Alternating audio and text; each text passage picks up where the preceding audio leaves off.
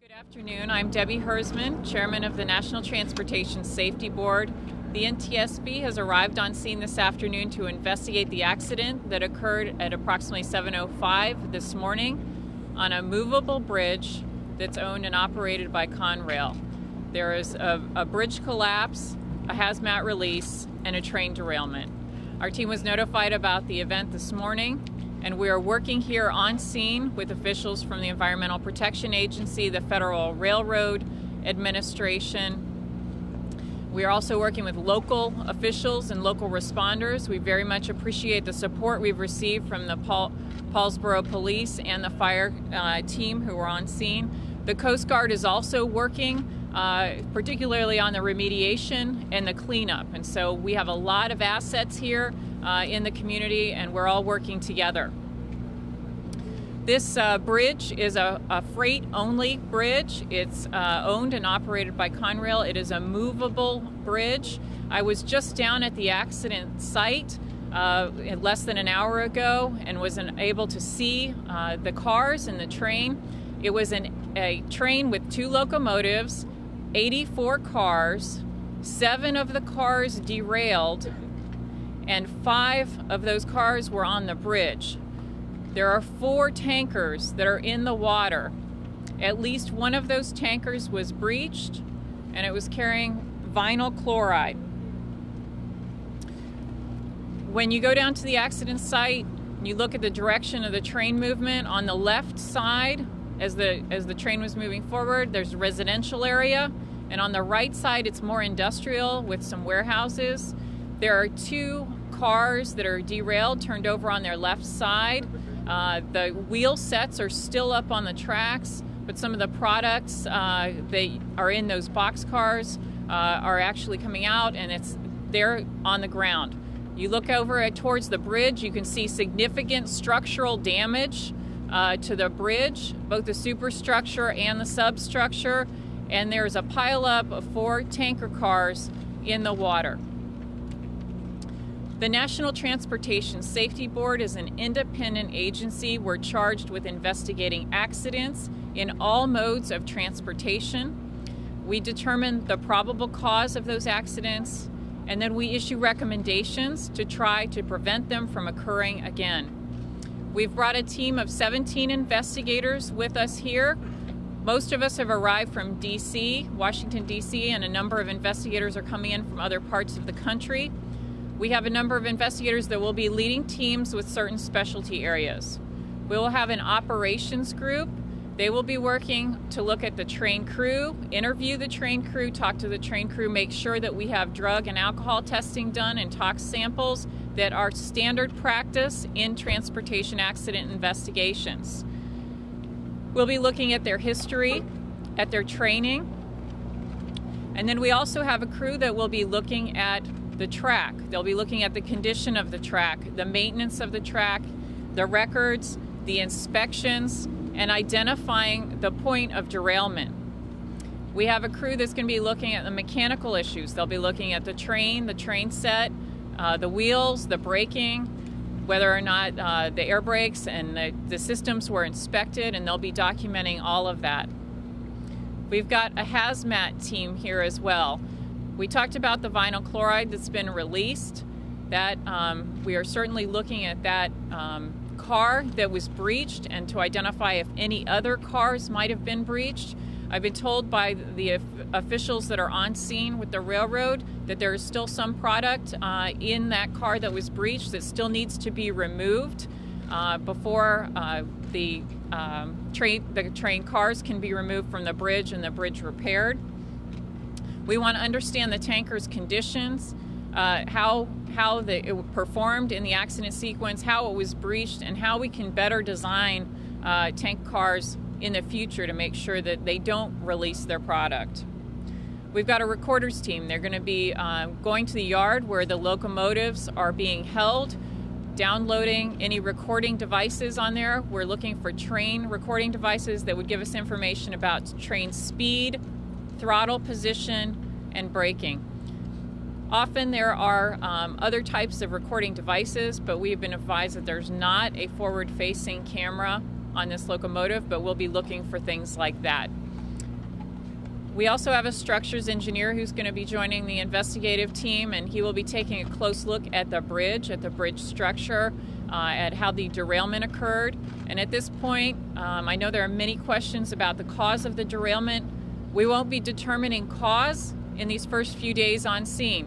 What we will be working to do is document the scene, gather evidence, collect perishable information, conduct interviews, and make sure that all of the near-term items that our team needs to take care of while they're on scene are able to be done. We know we're getting great help from all of the officials that are here, from Conrail and from the other entities, and we'll be working closely with them. We just arrived on scene. We haven't yet had an opportunity to get into our investigation, and so we're just going to start that when we leave here, but we did want to let you know we're here and that we're working with all of the other teams and organizations that are on scene. We very much appreciate the local community. The mayor who is here today, I've had a chance to speak with Mayor Hamilton, and also to talk with Congressman Andrews a little bit earlier. Everyone is concerned about what's happened. They want to make sure that we get to the bottom of it and prevent it from happening again. The best way to follow us for future briefings is through our Twitter account. And so if you sign up for that, then you'll make sure you know when we're going to do another press briefing. Right now, our team just really needs to go get to work, but I'd be happy to take any preliminary questions that you might have. Can you Chairman, talk about how you typically conduct the investigation? While I know there are concerns about getting the cars out, that can't happen until you complete the investigation. Is that correct, just to be clear on that? That's right. The question is how the investigation will proceed and how the wreckage will be removed. Initially, we need to make sure that we document everything, but the first concern is to make sure that any of the hazardous materials products are adequately contained and removed. And so we want to make sure that the community is protected, and we're going to be working with the railroad, with EPA and others on scene to do that. Once we're able to make sure that the site is secured and it's safe, then we will begin to document. We're going to be taking measurements, photos, and working to evaluate exactly what happened in the sequence that the derailment occurred. Once we've completed that initial on-scene work, I know Conrail is eager to remove the wreckage and rebuild and get the trains running again. And so I know that they're working to get a crane brought down to be able to do some of that work, and that will likely take place in the next few days. We know that there's been at least one other derailment here. Has the NTSB ever been involved in this bridge before? The question is that there is information about a prior derailment, and has the NTSB been involved in an investigation here?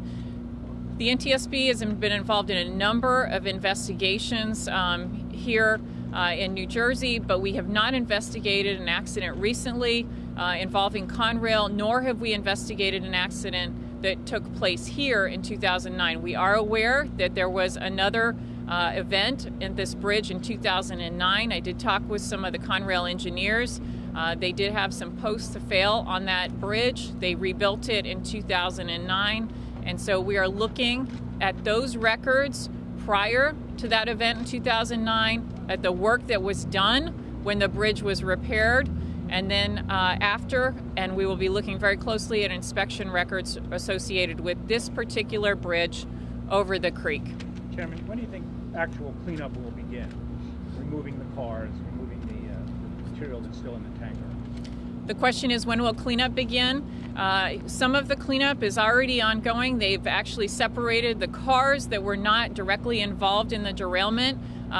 Both the cars at the front of the train and the back of the train have been removed. It's really the cars that are closest to the derailment, one on each side, as well as the cars that were specifically involved in the derailment that are still there.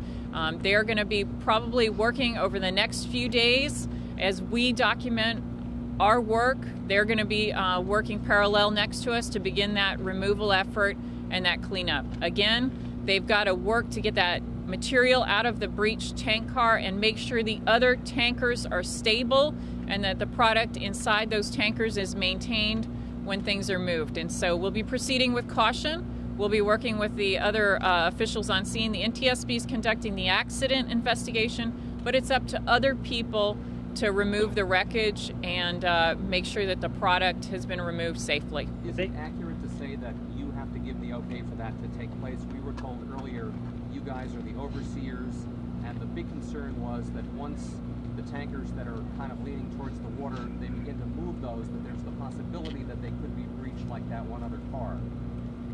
The question is how the investigation and cleanup sequence works, and identifying how to make sure that as the wreckage is removed that there isn't any further damage.